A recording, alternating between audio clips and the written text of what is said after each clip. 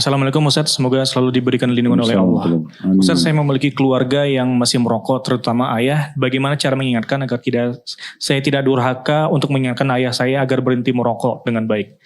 Silakan Ustaz, tafadhol. Yang pertama doakan dulu tentunya. Semua orang yang masih jauh dari agama itu butuh doa.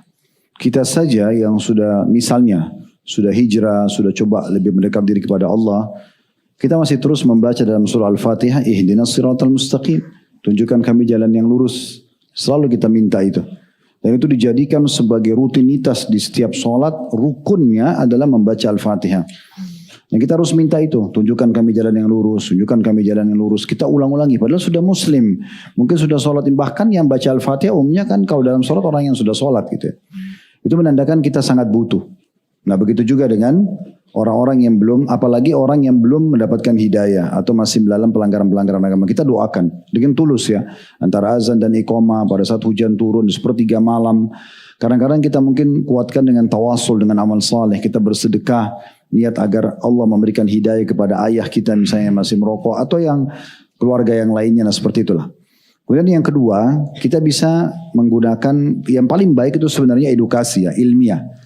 Data-data ilmiah.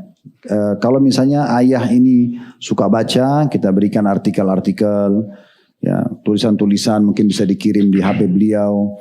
Atau kalau kita takut beliau tersinggung, kita bisa melalui orang yang kira-kira yang sebaya dengan beliau, ada orang yang bisa memberikan artikel tersebut dikirim, ya. Atau mungkin kalau Anda anak bungsu, maka Anda minta kepada kakak anak tunggal untuk bicara, yang paling anak sulung untuk berbicara misalnya, atau kakak Anda. Maka itu bisa. Atau kalau misalnya biasa visual atau audio, kita kirimkan informasi tentang masalah itu baik secara ilmiah ataupun secara agama. Kemudian yang ketiga tentunya kita bisa coba memberikan opsi-opsi pilihan, opsi pilihan gitu ya. Kayak misalnya kita sering memberikan hadiah, yang hadiah itu kita harapkan dalam bentuk konsumsian mungkin ya, yang bisa menggantikan posisi rokok itu. Ya, harapan kita begitu, walaupun persentasenya mungkin tidak besar. Tetapi seringnya kita membawakan buah-buahan, jus-jus yang segar, selalu itu aja hadiahnya, gitu kan? Sehingga akhirnya beliau terbiasa, dan kita jelaskan pada saat kita datangkan, ini saya baru dapatkan ada satu jus yang sangat alami, manfaatnya ini ayah misalnya, kita sebutkan sehingga beliau teredukasi. Nah ini kan bisa mengurangi persentase, karena biasanya orang-orang yang konsumsi banyak rokok ini karena memang dia lagi nggak ada kegiatan lain sehingga larinya ke situ. Tapi kalau dia lagi makan, dia lagi ngobrol, dia lagi aktivitas, mungkin itu bisa mengurangi. Maka ini mungkin bisa membantu dengan izin Allah SWT. Mungkin itu saja. Ya. Jadi mungkin pertanyaan terakhir Ustaz. Pertanyaan selanjutnya untuk Ustaz sendiri. Di sini dijelaskan bahwa rokok itu banyak sekali mudaratnya. Lalu bagaimana pandangan rokok sendiri, kedudukannya di dalam Islam, bagaimana rokok ini kedudukannya Ustaz? Dan apakah ada suatu hadis yang bisa menjelaskan secara langsung untuk kita agar segera meninggalkan rokok ini sendiri? Tafadhol Ustaz. Ya. Kalau saya termasuk orang yang berpegang pendapat tentang keharamannya. Ya, dan itu mayoritas ulama berpegang pada pendapat itu. Memang rokok di masa Nabi Muhammad SAW tidak ada. Karena baru muncul gitu kan. Lalu bagaimana kita atau ulama mengeluarkan sebuah hukum berhubungan dengan hal-hal yang belum ada di masa Nabi. Kalau makanan sama minuman, umumnya sih mereka berpegang pada dalil masalah khamr. Allah SWT berfirman tentang khamr, yasalunaka 'anil khamri wal maisir, qul fihima ithmun kabirun wa manafi'u lin-nas wa ithmuhuma akbar min naf'ihima. Dalam surah Al-Ma'idah. Artinya ditanyakan kepada Muhammad tentang khamar dan juga judi. Katakan pada keduanya ada manfaat bagi manusia dan juga ada dosanya. Tetapi mudaratnya atau dosanya lebih besar daripada manfaatnya. Potongan yang akhir tadi kita baca ayat ini, bahwasanya mudaratnya lebih besar daripada manfaatnya dijadikan sebagai sebuah kaidah. Segala sesuatu yang dikonsumsi ternyata efek sampingnya lebih besar daripada manfaatnya. Misal persentase efek sampingnya itu 50% ke atas, 60, 70, 80% misalnya. Yang efek positifnya ini cuman 10%, 20%, maka tetap masuk dalam kategori ini. Masuk dalam kategori ini. Nah ini tentu poin yang dijadikan sebagai dalil. Begitu juga dengan cukup banyak ulama mengangkat ayat Al-Quran juga bahwasanya Allah menghalalkan bagi kalian yang baik-baik, thayyibat, dan Allah mengharamkan khaba'ith atau hal-hal yang buruk gitu ya. Maka ulama mengatakan tidak diragukan lagi rokok masuk dalam kategori khaba'ith, hal-hal yang buruk. Karena tadi kita sudah dengar dari Dr. Bobby dan juga teman-teman medis internasional itu sudah membahasnya. Terbukti hampir seluruh dunia pasti pemerintah mereka mengeluarkan instruksi agar rokok-rokok itu ditulis peringatan-peringatan besar. Perokok juga tidak boleh melakukannya tadi di pesawat, tidak boleh melakukannya di bandara.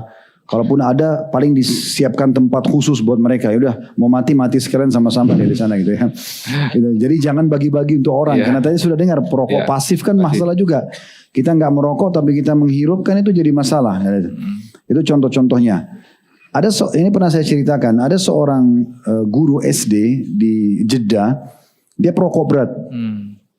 Dia masuk ke majelis seorang syekh dekat rumah dia, kebetulan lagi isi pengajian.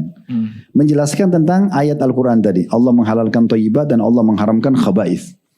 Salah satu contohnya beliau kasih contoh rokok. Maka guru itu protes, dia bilang, Syekh, Anda mengatakan rokok itu masuk dalam khaba'ith, hal yang buruk.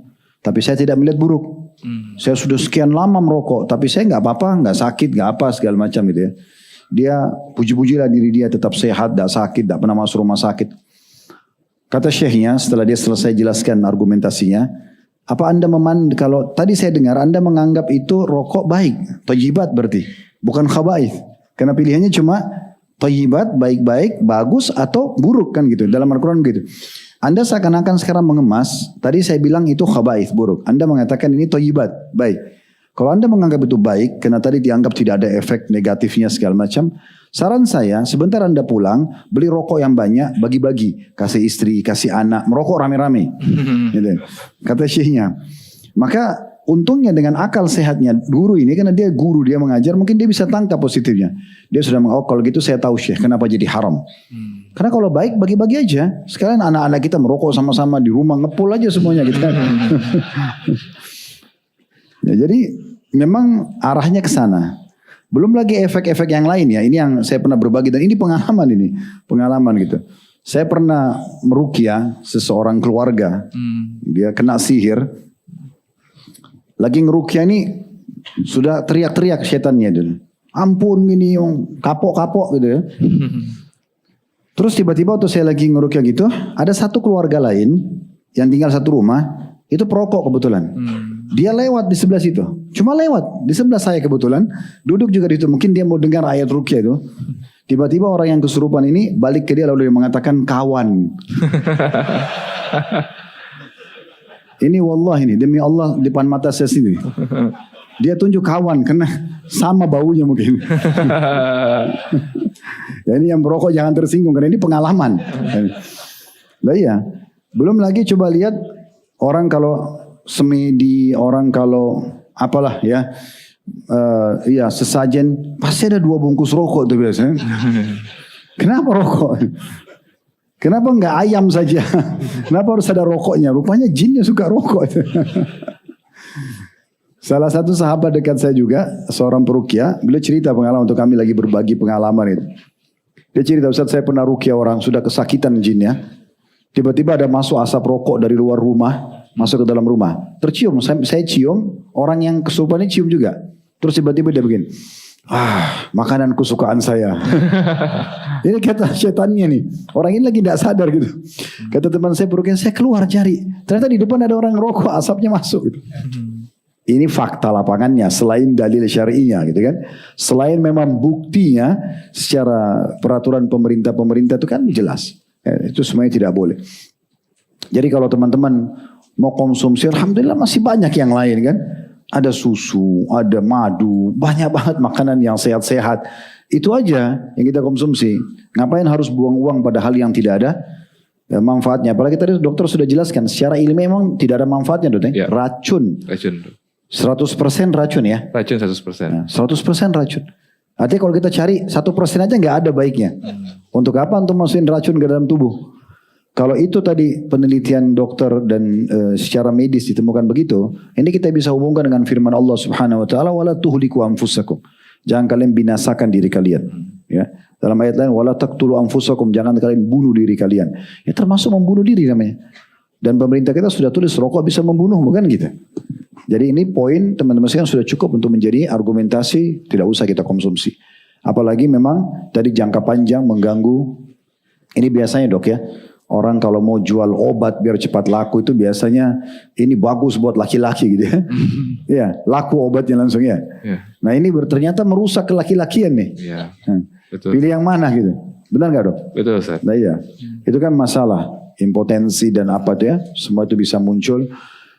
Belum juga tadi kalau anda menikah terus istri dari perokok pasif. Tadi kesian ada yang kena kanker payudara.